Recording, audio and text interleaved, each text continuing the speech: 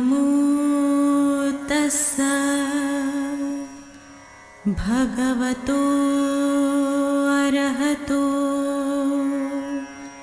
सम्मा सम्बुद्धस्स। बुद्ध और उनका धम्म बाबा साहेब डॉक्टर अम्बेडकर द्वारा रचित कालजयी पुस्तकों के इस रचना संसार में आपका स्वागत है।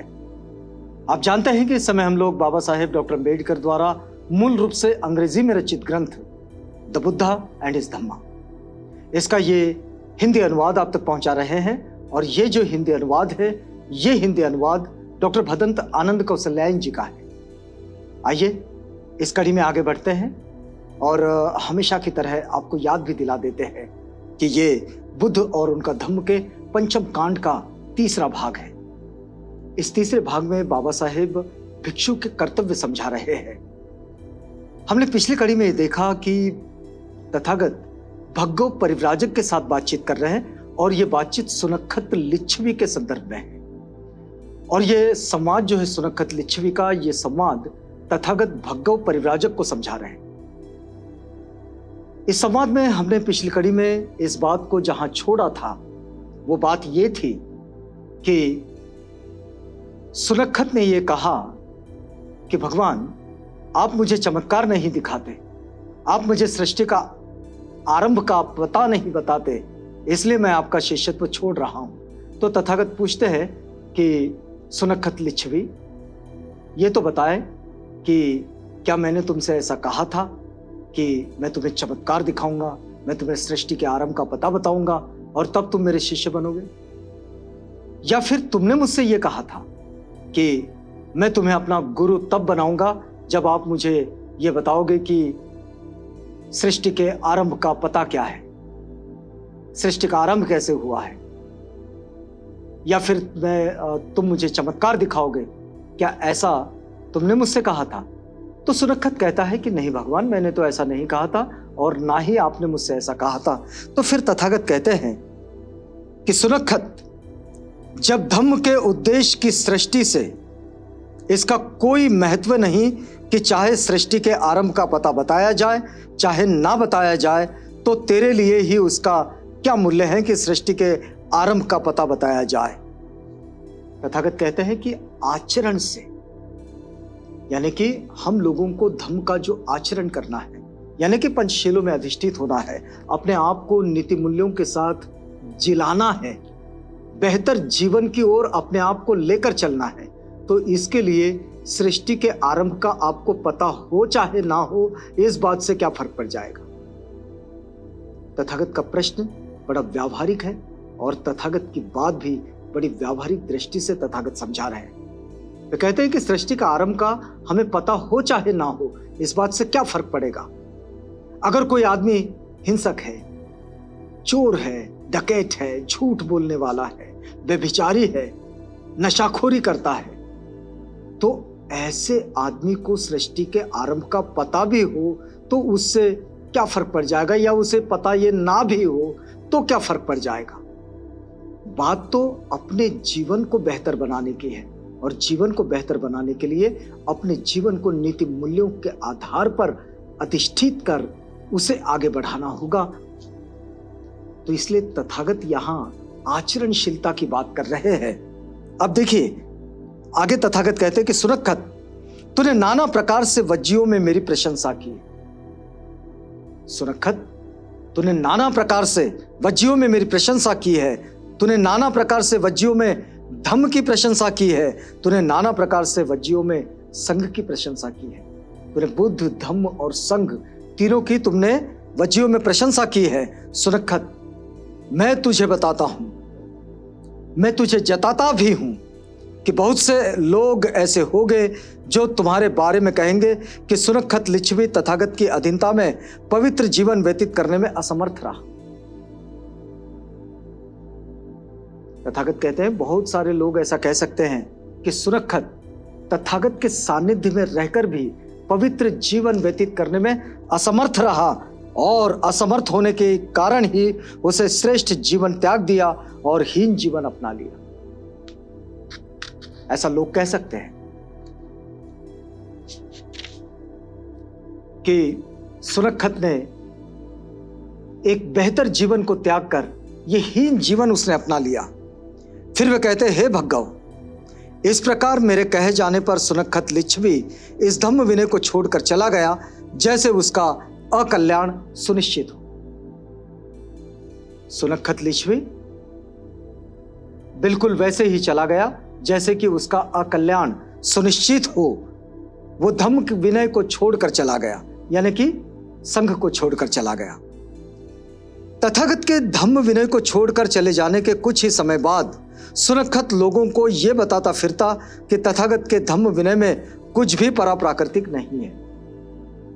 देखिएगा, सुनखत लिच्छवी जब तथागत को छोड़कर चला गया, भिक्षु संघ को उसने त्याग दिया, तो वो लोगों में यह प्रचार भी करने लगा कि तथागत बुद्ध के मार्ग में, उनकी शिक्षाओं में, उनके जीवन शैली में ऐसा कुछ भी नहीं है जो पराप्राकृतिक हो, जो इस व्यावहारिक जीवन से परे हो।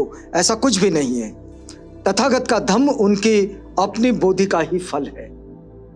तथागत का जो धम्म है वो उनकी अपनी बोधि का, उनके अपने एनलाइटनमेंट का फल है।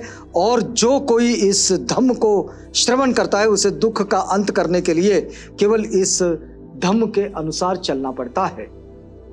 कहता है कि जो कोई अपने दुखों का अंत करना चाहता है उसे इसी धम्म के अनुसार चलना पड़ता है। यद्यपि सुनखत अपनी समझ में बुद्ध की निंदा कर रहा था।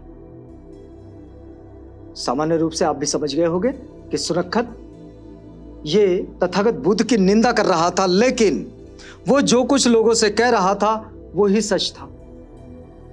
वो जो कुछ लोगों से कह रहा था वो तो सच था कि तथागत किसी चमत्कार को नहीं दिखाते, कोई पराप्राकृतिक वाली बात नहीं करते जो आधुनिक विज्ञान से सुसंगत नहीं हो, ऐसी बात तथागत नहीं करते। तो आगे देखिएगा कि भगवान ने अपने धम्म प्रचार में किसी परामानुषिक बात अथवा किसी चमत्कार आदि का कभी सहारा नहीं लिया।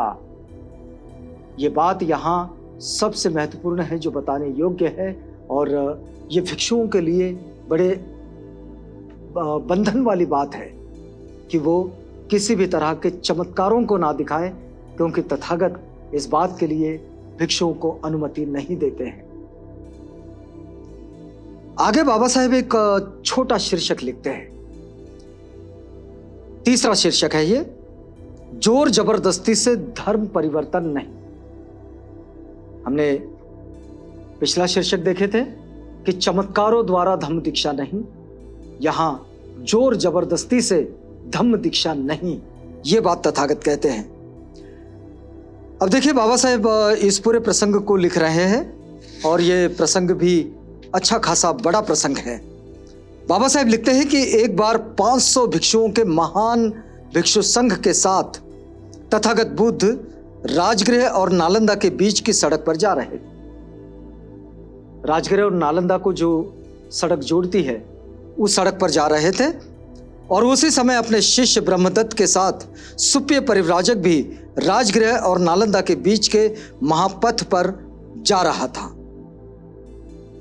उसी वक्त सुप्य परिव्राजक भी उसी रोड से चला जा रहा था। तो उस समय सुप्य परिव्राजक नाना प्रकार से बुद्ध की निंदा कर रहा था। उसे जो जो समझ में आ रहा था उस प्रकार से वो तथागत बुद्ध की निंदा कर रहा था, उनके धम्म की निंदा कर रहा था, उनके संघ की निंदा कर रहा था। लेकिन उसका शिष्य तरुण ब्रह्मदत्त नाना प्रकार से बुद्ध की प्रशंसा कर रहा था, धम्म की प्रशंसा कर रहा था और संघ की प्रशंसा कर रहा था। अब देखिएगा, रास्ते से गुजर रहे हैं ब्रह्मदत्त जो तथागत के शिष्य है, और ये सुप्य परिव्राजक जो उस रास्ते से गुजर रहे हैं जिस रास्ते से तथागत भी ब्रह्मदत्त के साथ गुजर रहे हैं। तो इन दोनों के बीच में बात चल रही थी, और ये बातचीत कैसे थी कि सुप्य परिव्राजक ये तथागत की बात से सहमत नहीं थे, तो तथागत की निंदा कर रहे थे। तथागत के धम्म की निंदा कर रहे थे, उनके संघ की निंदा कर रहे थे। लेकिन ब्रह्मदत्त नाना प्रकार से बुद्ध की प्रशंसा कर रहे थे, धम्म की प्रशंसा कर रहे थे, संघ की प्रशंसा कर रहे थे, और इस प्रकार वे दोनों गुरु शिष्य परस्पर विरोधी मत प्रकाशित करते हुए भिक्षु संघ और तथागत के पीछे पीछे चले जा रहे थे। भिक्षु संघ और तथागत दोनों के पीछे पीछे ये चले जा रहे थे। अब भिक्षु संघ सहित तथागत रात्रि विश्राम के निमित्त अम्बलट्टिका वन के राज्योद्यान में ठहरे, और इस प्रकार तरुण शिष्य ब्रह्मदत्त और उसके गुरु सुप्य परिव्राजक ने भी वहीं निवास किया। ये जो ब्रह्मदत्त थे, तथागत के नहीं बल्कि सुप्य परिव्राजक के शिष्य थे। अब ये सुप्य परिव्राजक के साथ उसकी चर्चा चल रही है, और सुप्य परिव्राजक और ब्रह्मदत्त दोनों आपस में ये चर्चा करते चले जा रहे हैं, और एक प्रशंसा कर रहा है ब्रह्मदत्त, और दूसरा जो है सुप्य वो तथागत की निंदा कर रहा है, धम्म की निंदा कर रहा है, संघ की भी निंदा कर रहा है। अब रात्रि हो गई तो विश्राम के लिए तथागत ने कहीं रुकना चाहा, तो ये दोनों परिव्राजक भी, सुप्पी और ब्रह्मदत्त, दोनों रुक गए। वहां उस विश्राम स्थल पर भी गुरु शिष्य का वो विवाद जारी रहा। इनका ये विवाद इसमें खत्म नहीं हुआ, ये विवाद जारी ही रहा।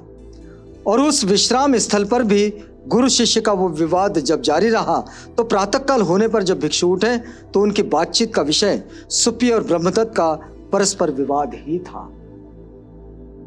लेकिन जब सुबह उठकर भिक्षुओं ने देखा तो सुप्पी और ब्रह्मदत्त दोनों बातचीत नहीं कर रहे थे, बल्कि दोनों एक दूसरे से लड़ाई कर रहे थे।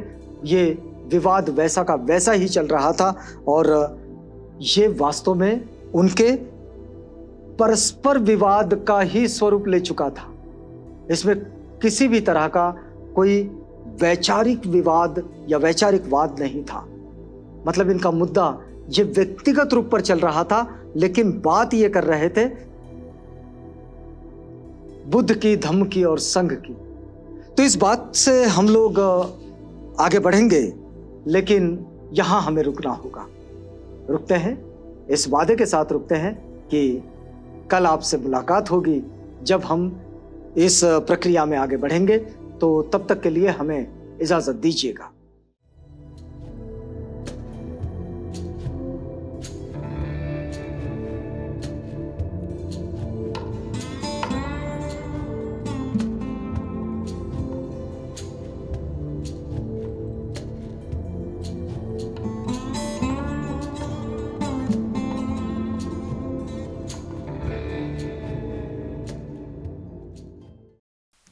बुद्ध और उनका धम्म।